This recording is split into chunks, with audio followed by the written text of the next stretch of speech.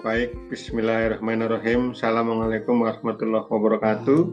Semoga teman-teman selalu sehat ya, semangatnya terus berkobar-kobar sehingga makin luar biasa.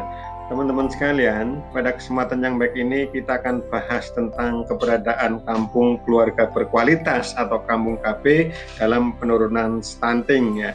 Tapi sebelumnya, teman-teman sekalian, saya ingin sampaikan ucapan selamat datang dan terima kasih kepada teman-teman sekalian yang telah hadir singgah menonton di channel Ruang Bambang WI, dan terima kasih sangat kepada teman-teman sekalian yang telah subscribe di channel ini sehingga memungkinkan kita untuk lebih sering ketemu untuk membahas hal-hal keren lainnya.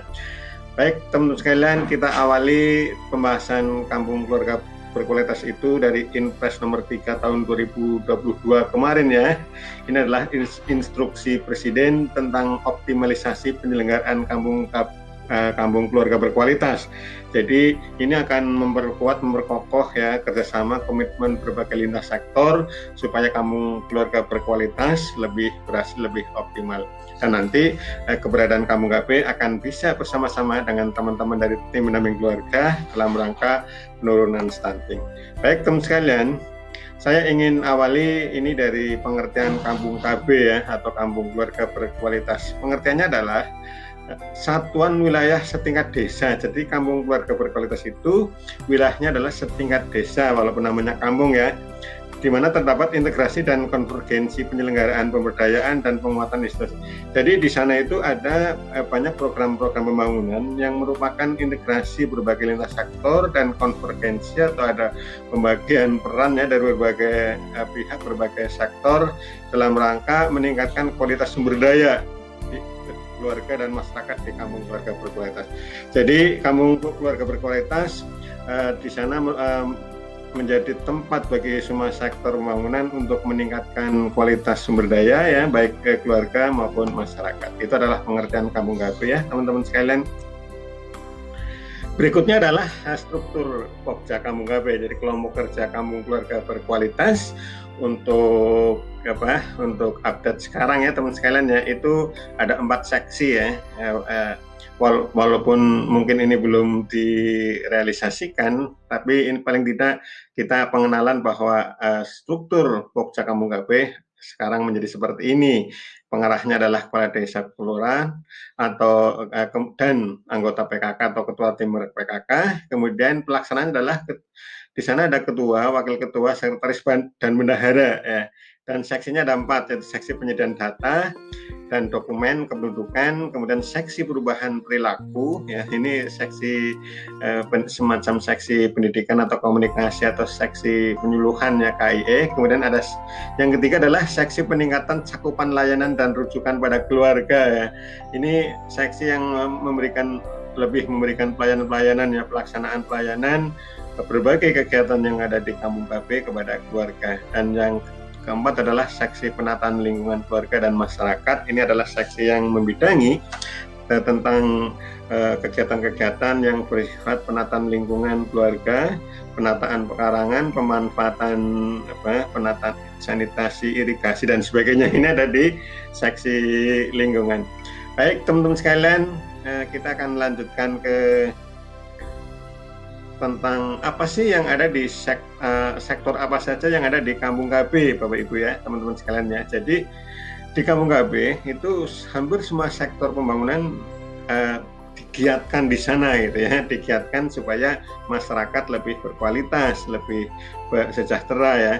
Jadi yang pertama sebagai misal adalah adanya di sektor atau di aspek pembangunan perumahan atau penataan perumahan ya, supaya perumahan itu menjadi layak huni ya. Jadi nanti ada pendataan bagi keluarga-keluarga yang mungkin untuk tempat tinggal belum bagus, kemudian ada upaya-upaya untuk melakukan penataan ya, peningkatan supaya lebih layak. Kemudian sektor pangan teman sekalian di kampung keluarga berkualitas juga digiatkan kegiatan dengan kaitannya dengan pemenuhan pengadaan pangan ya, ketercukupan pangan, ketahanan pangan bagi keluarga-keluarga yang ada di kampung KB. Yang ketiga adalah sektor kesehatan, teman sekalian. Aspek kesehatan menjadi sangat penting dan menjadi termasuk ujung sektor ya, sektor paling depan dalam rangka pelayanan kepada keluarga. Di sektor kesehatan ini ada posyandu, ada kegiatan peningkatan gizi, ada imunisasi, pemeriksaan IVA, kemudian bisa juga ada pelayanan KB ya, keluarga berencana, itu juga masuk di sektor ini. Berikutnya adalah sektor pendidikan. Teman-teman sekalian, di Kampung KB sektor pendidikan menjadi perhatian penting ya. Di sana digiatkan, digalakkan tentang meningkatkan akses ya kepada keluarga-keluarga atau warga Kampung KB supaya lebih mudah untuk melaksanakan pendidikan. Dan bagi yang drop out, putus sekolah atau belum tidak sekolah, perlu penyetaraan, misalnya di sana ada kegiatan kejar paket atau kelompok belajar paket ya, paket A, B, C. Kalau paket A untuk penyetaraan SD, kejar paket B untuk penyetaraan atau kesetaraan dengan SLTP, SMP, dan paket C adalah untuk SLTA ya, setara SLTA. Itu adalah di sektor pendidikan. Jadi di sana banyak sekali upaya-upaya untuk meningkatkan, mulai dari juga untuk pendidikan usia dini ya, PAUD, SD dan sebagainya, di sana menjadi perhatian. Kemudian sektor berikutnya adalah sektor air bersih. Teman sekalian, di Kampung Keluarga Berkualitas, air bersih menjadi perhatian dari Pokja. Jadi nanti diupayakan semua warga di Kampung Keluarga Berkualitas atau Kampung KB itu semua mendapatkan air bersih, aksesnya air bersih mudah, dan untuk kepentingan keluarga dia menggunakan air bersih ya. Dan ini nanti ada beberapa untuk upaya untuk air bersih ini, ada beberapa kategori, mungkin ada yang menggunakan sumur terlindung, atau mungkin dari PDAM, atau itu menjadi perhatian dari Pokja. Kemudian yang keenam, teman sekalian, adalah sanitasi keluarga. Ini juga jadi perhatian dari Pokja Kampung KB. Kemudian lapangan pekerjaan, administrasi pendudukan, kemudian pertanian ya, teman sekalian, pertanian di Kampung KB akan diupayakan akan lebih meningkat, lebih baik lagi ya. Jadi keterlibatan tugas penyuluh lapangan, PPL pertanian, kelompok tani itu juga di sana akan digiatkan. Kemudian ada penataan lingkungan juga. Ini adalah sektor-sektor yang ada di Kampung KB dan melibatkan banyak lintas sektor ya teman sekalian ya, yang ada di sana.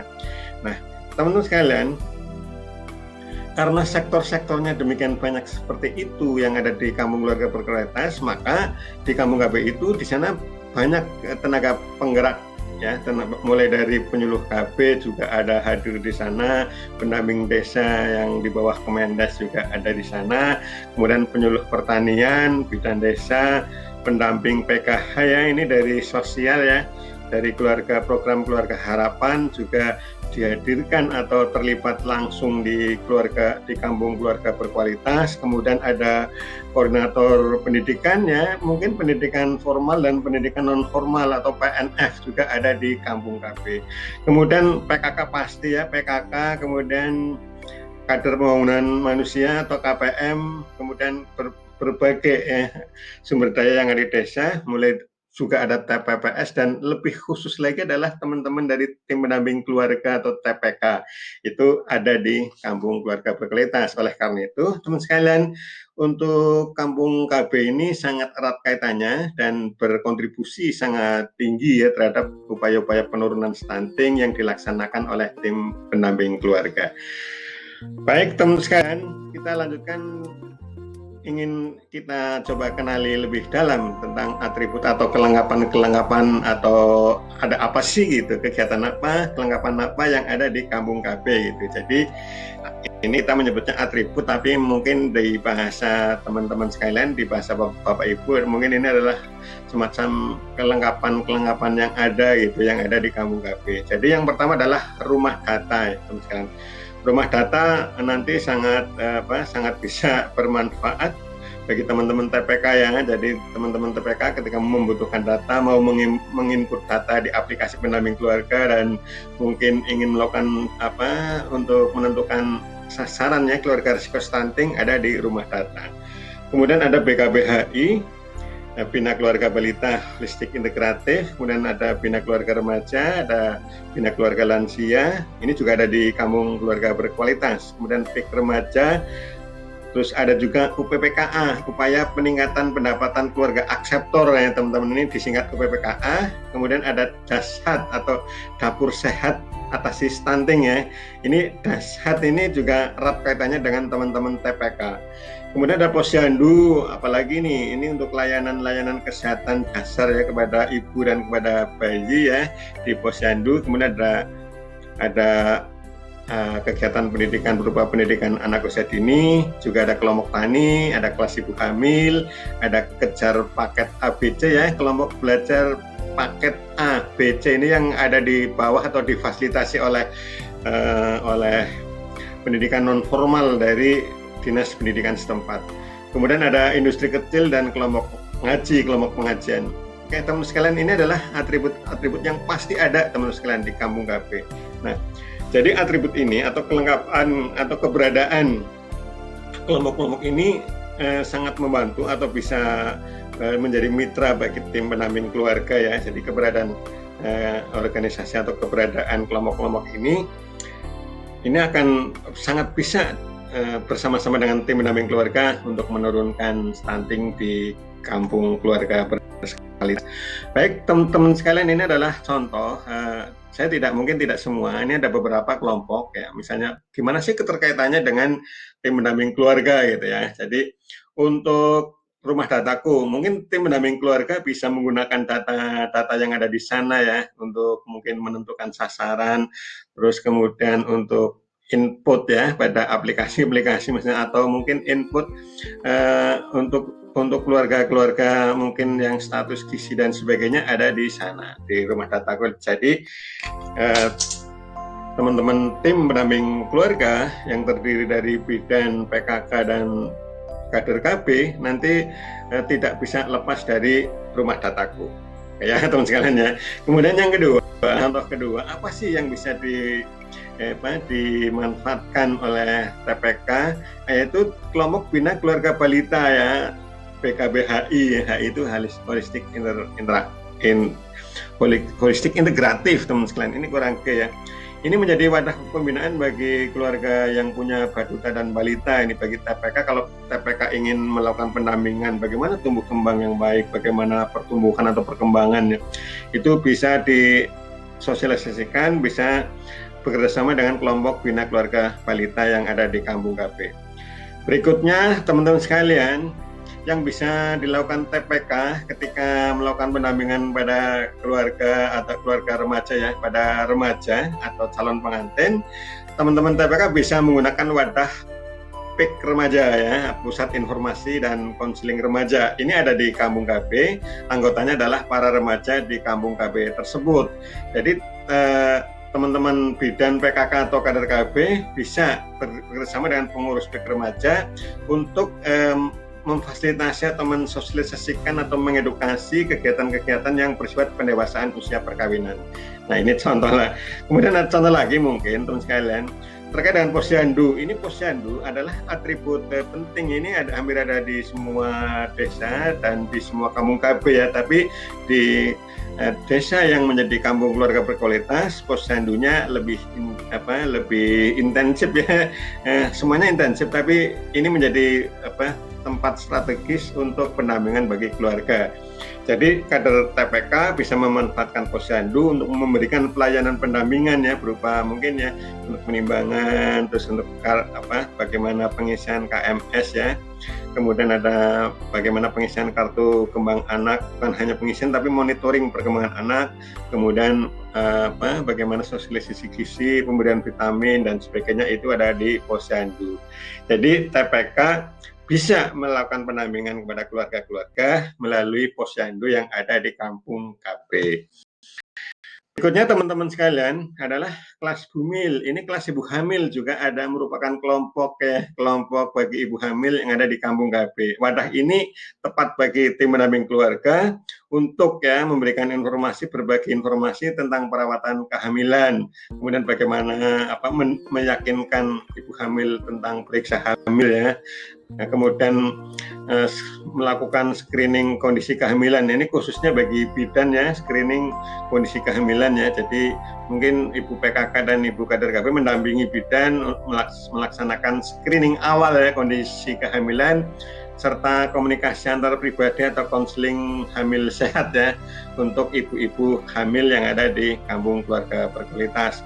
Di samping itu teman-teman sekalian, melalui kelas ibu hamil ini nanti TPK bisa lebih mudah mengkoordinasikan ya ibu-ibu hamil dengan petugas-petugas antenatal care ya, ANC dari nakes atau puskesmas tempat. Nah, ini kelas ibu hamil ya teman-teman sekalian. Jadi ini adalah atribut yang bisa dipakai atau dioptimalkan dalam rangka penurunan stunting oleh tim pendamping keluarga. Berikutnya teman-teman sekalian, mungkin ini hal baru, mainan baru, tapi ini sangat strategis untuk percepatan penurunan stunting ya teman-teman sekalian. Namanya adalah DASHAT, atau ini singkatan dari Dapur Sehat Atasi Stunting ya. Dapur Sehat Atasi Stunting, disingkat DASHAT. Ini kelompok kegiatan yang berkutat atau berkutat itu kurang lebih seperti berfokus ya, fokus pada kegiatan menu nutrisi gizi ya di kampung KB, khususnya untuk keluarga-keluarga risiko stunting. Jadi DASHAT bisa dipakai oleh TPK untuk perencanaan bagaimana merencanakan kegiatan-kegiatan DASHAT, kemudian pelatihan menu sehat atau pelayanan bantuan pemberian makan tambahan bagi keluarga-keluarga risiko stunting ya. Jadi berdasarkan daftar keluarga risiko stunting, DASHAT bisa menyalurkan atau mendistribusi pengetahuan ataupun distribusi berupa makanan-makanan sehat ya yang bersumber dari sumber daya lokal. Oke teman sekalian, mungkin kita akan dalami sedikit tentang DASHAT ya. Apa itu DASHAT teman-teman sekalian? Khususnya bagi teman-teman tim pendamping keluarga ya, tentu sudah familiar dengan DASHAT, tapi mungkin ini saya ingin tekankan kaitannya dengan penurunan stunting ya.